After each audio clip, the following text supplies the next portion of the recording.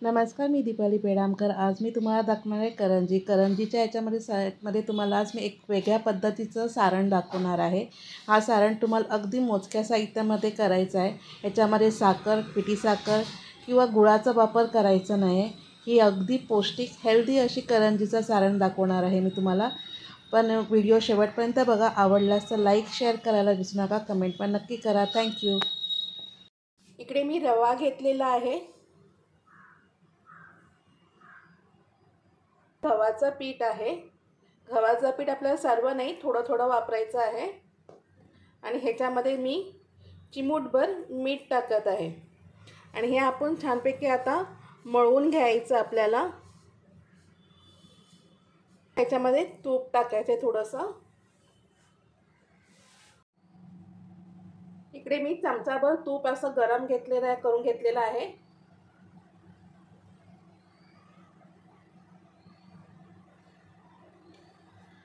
आणि आता आपण छानपैकी मिक्स करून घेऊया।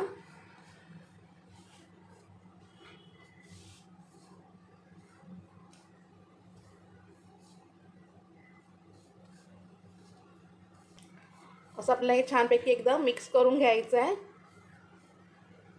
हे बघा, अशी मूठ पडली की आपल्याला याच्यामध्ये छानपैकी हे आपलं भिजून झालेलं आहे। तर आता आपण ह्याचे मी थोडेसे 2 पाट करत आहे।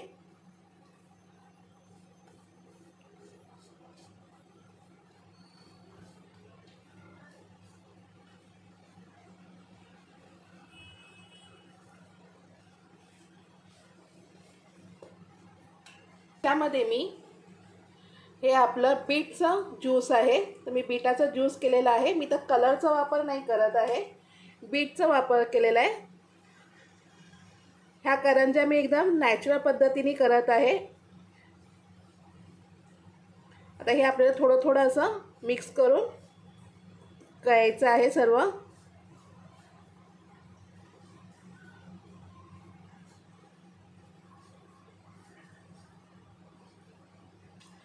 बीटच्या ज्यूसमध्येच आपल्याला हे सर्व मिक्स करून घ्यायचं आहे। जर शक्यता वाटली की मग आपण याच्यामध्ये पाणी मिक्स करू मळताना।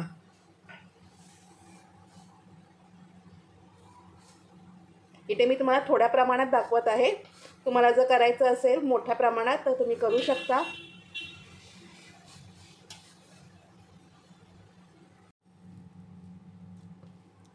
इकडे बघा, मी अशा पद्धतीने हे मळून घेतलेलं आहे।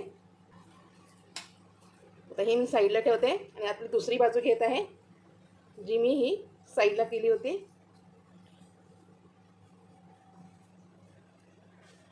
ह्याच्यामध्ये मी हळद मिक्स करत आहे। तुम्हाला पाहिजे तर तुम्ही फूड कलर इथे वापरू शकता, मी वापरलेला नाही आहे।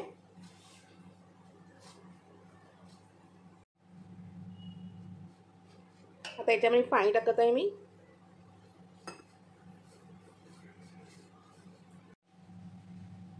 इकडे मी थोडंसं गव्हाचं पीठ घेत आहे।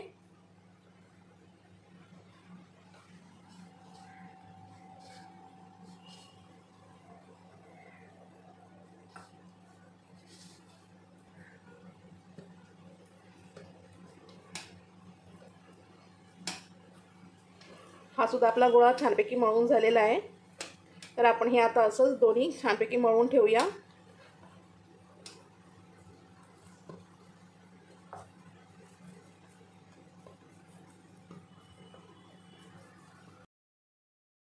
इकडे आपलं पीठ मळून झालेलं आहे। आता आपण हे पीठ असंच ठेवूया। तोपर्यंत आता तुम्हाला मी सारण कसं करायचं दाखवत आहे।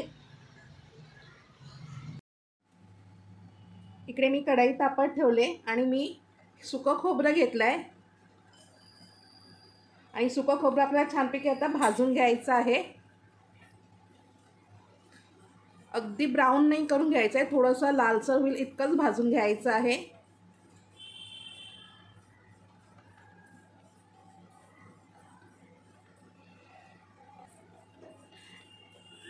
हे आपल्याला एकदम मंद गॅसवरतीच करायचं आहे, खूप गॅस असा फास्ट नाही ठेवायचा आहे।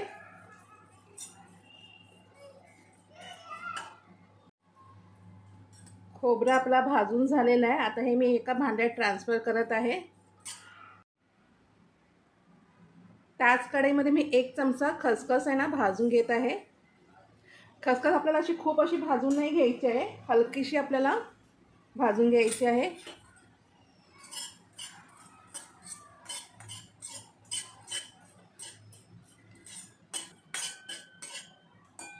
आता ही मी काढून घेत आहे। इकडे आपली खसखस आता भाजून झालेली आहे, तर इकडे मी 1 चमचा तूप घेतलेला आहे। तूप मेल्ट झालं की आपण त्याच्यामध्ये इकडे मी रवा घेतलेला आहे। आता हा रवा आपला छानपैकी भाजून घ्यायचा याच्यात।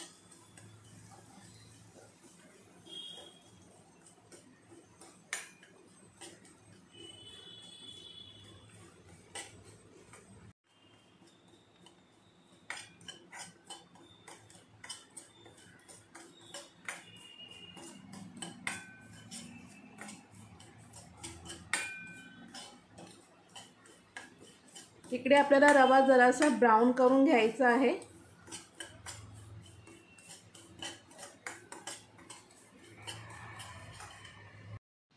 रवा आता आपला ब्राउन झालेला आहे, तर ह्याच्यामध्ये आता मी साखर, गूळ असं काही टाकणार नाही आहे। तर ह्याच्यामध्ये मी ही घेतलेली आहे मी खारीक, ड्रायफ्रूटमध्ये जी आपली खारीक असते ना ती घेतलेली आहे।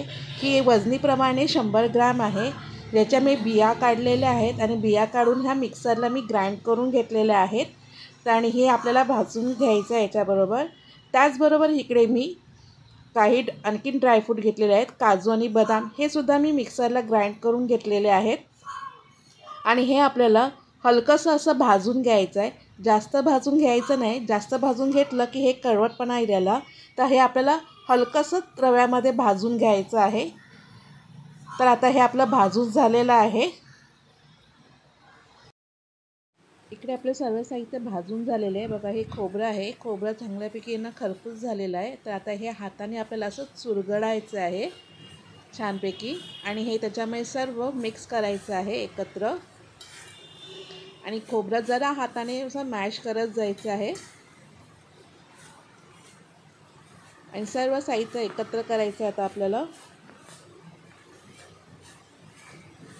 इकडे आता आपले सर्व साहित्य एकत्र करून झालेलं आहे। तर याच्यामध्ये आता मी 1 चमचा वेलची पावडर, 1 चमचा जे आपण खसखस भाजून ठेवली ती,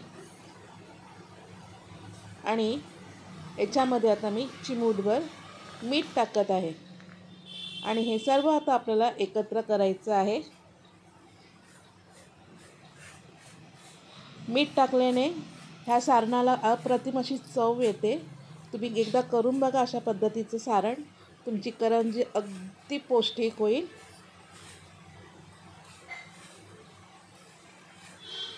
आता हे आपलं चांगल्यापैकी मिक्स करून झालेलं आहे, तर आपलं हे सारण रेडी आहे। तर आता आपण करंज्या करायला घेऊया।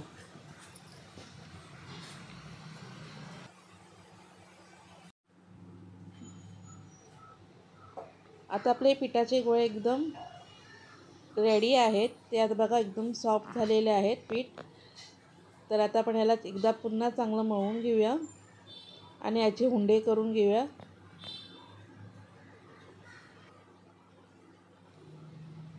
इकडे जर तुम्हाला मैद्याचं पीठ वापरायचं असेल तर तुम्ही वापरू शकता, कारण हल्ली लोक मैदा नाही खायचं, हे नाही खायचं करत असतात, म्हणून मी तुम्हाला गव्हाच्या पिठाचं दाखवत आहे।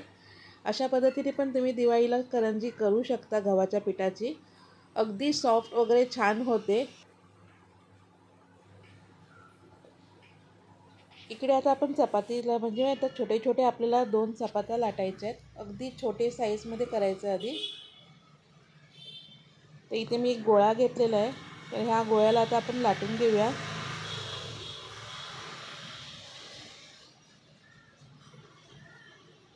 असं छोटंसं लाटून घ्यायचं आहे। परत दुसरं आपल्याला कलरचं जे आपण करून ठेवलं होतं बीटचा रूटचं, परत ते दुसरा गोळा आपल्याला आता इथे चांगल्यापैकी परत तसंच छोट्या आकाराचे लाटून घ्यायचे आहे।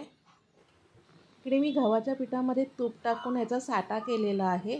तर हा साठा आपल्याला आधी लावायचा आहे याच्यावरती, त्याच्यावरती आपली दुसरी पोळी ठेवायची आहे। जर तुम्ही मैद्याची करत असाल तर तुम्ही अशा पद्धतीने करू शकता पूर्ण वाईट।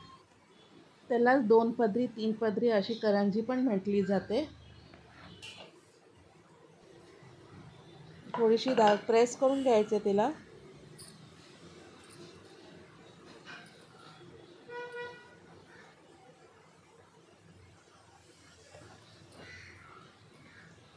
आणि थोडंसं याला गोल करून असं याच्या लाट्या तयार करायच्या आहेत.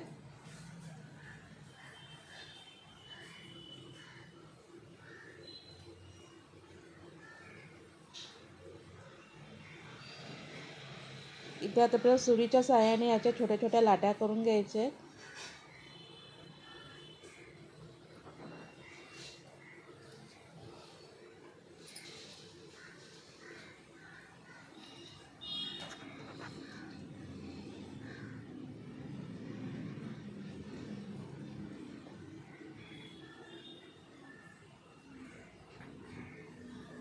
याच्यात आपण एक लाटी घेऊया आणि ही पण लाटून घेऊया. अशा तुम्ही सर्व लाट्या लाटून घेऊ शकता. एकेच वेळेला सर्व लाट्या लाटून ठेवायच्या आणि करंज्या करायला घ्यायच्या. पटापट होतात त्या करंज्या आणि फारसं पीठसुद्धा ह्याचं वाढत नाही.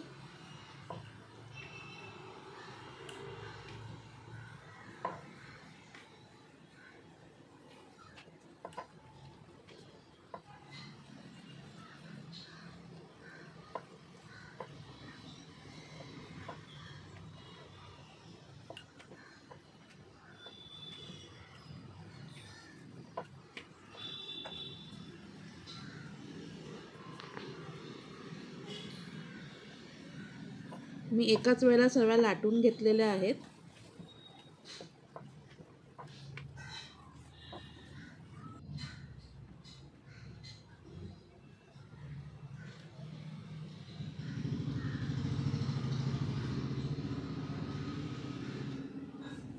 इथे माझ्या सर्व लाटून झालेल्या आहेत. आता आपण करंजी करायला घेऊया.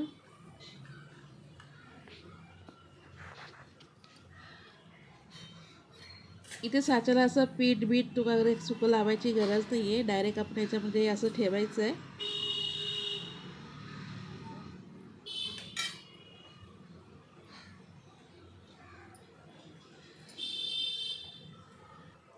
इकडे तुम्हाला सारणची पद्धत कशी वाटली ही मला नक्की कमेंट सेक्शनमध्ये सांगा. आणि ह्याच्यामध्ये तुम्हाला आणखीन ड्रायफ्रूट मिक्स करायचे असेल जसे बेदाणे मनुके वगैरे तर तुम्ही करू शकता. ते सुद्धा खूप अप्रतिम लागतं. जी डिझाईन आहे ते डिझाईनवरती थोडंसं बोटाने प्रेस करायचं आहे आणि त्याच्याने आपलं उरलेलं पीठ साईडला करायचं आहे. आणि ही आपली बघू शकता करंजी किती छान अशी झालेली आहे. हेल्दी आणि पौष्टिक. इकडे आपली करंजी रेडी आहे. बाकीच्या पण मी सर्व अशा करून घेते. इकडे आपल्या करंज्या रेडी झालेल्या आहेत. तर आता मी हे तुम्हाला तळून दाखवते. अजिबात फुटत नाही आहे ह्या. बिलकुल ह्याला जास्त असं प्रेस पण करायची येते. कसं मस्त एकदम दिसते छानपैकी. आता हे आपण फ्राय करूया.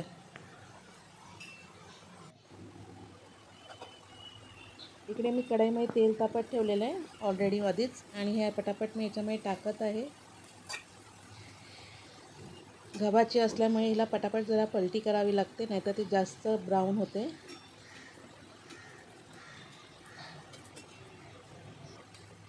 इकडे तुम्हाला जर हे कलर जर वापरायचा नसेल फूड कलर वगैरे आणि किंवा असे जे बी कलर केलेत असेल तर तुम्ही ते पांढरी शुभ्र करू शकता नुसतं गव्हाच्या सुद्धा. अशाही पण त्या छान लागतात.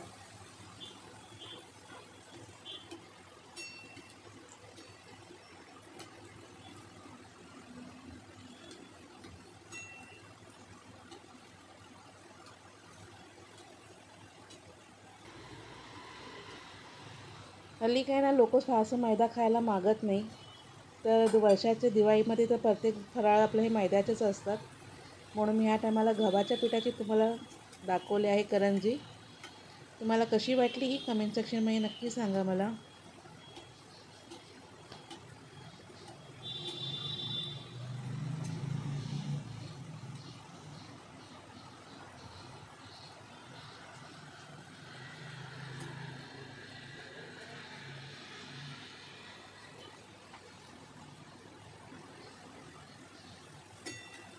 इकडे आपल्या सर्व करंज्या आता तळून झालेल्या आहेत. आता मी तुम्हाला एका सर्विंग प्लेटमध्ये काढून दाखवते.